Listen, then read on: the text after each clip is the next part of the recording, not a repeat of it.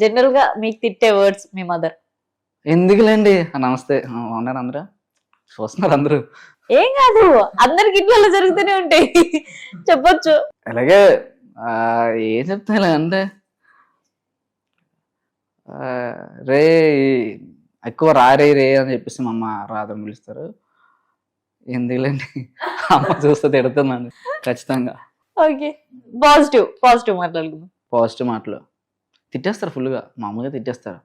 ఒక 1 అవర్ తర్వాత నేను ఎవరి కోసం బతుకుతున్నాను రా, మీకోసమే కదా, మీకోసమే ఉంటున్నాను కదా, మనకి వెనకాలంటూ ఎవరు లేరు, నువ్వు నేను అమ్మమ్మ అన్నయ్య, సో ఉండడం కొంచెం జాగ్రత్తగా ఉండండి, మీకోసమే బతుకుతున్నాను అని చెప్పేసి అంటారు. అండ్ మోస్ట్ ఏంటంటే నాన్న అమ్మ అన్న ఎక్కువ కాల్స్ మీద నాన్న బన్నీ, నిక్ నేమ్ బన్నీ, ఎవరికి తెలియదు ఇప్పటికి వచ్చేది.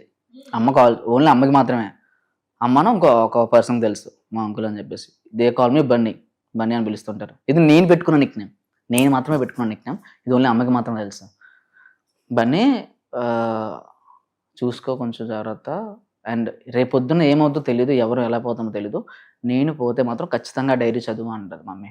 ఏం diary? She has a personal diary, but ఇప్పుడైనా సరే తీసుకొని చదువుమంటది. వద్దు అది చదివితే నాకు టెన్షన్ వచ్చేస్తుంది, ఏమున్నాయో తెలీదు. లక్షల్లో ఉన్న కోట్లలో ఉన్నడికి లక్షల్లో అప్పులు ఉంటాయి, లక్షల్లో ఉన్నడికి వేలల్లో అప్పులు ఉంటాయి, ఒక్కోసారి లక్షల్లో అప్పులు ఉంటాయి. అలాగే మాకు కొన్ని అప్పులు ఉన్నాయి.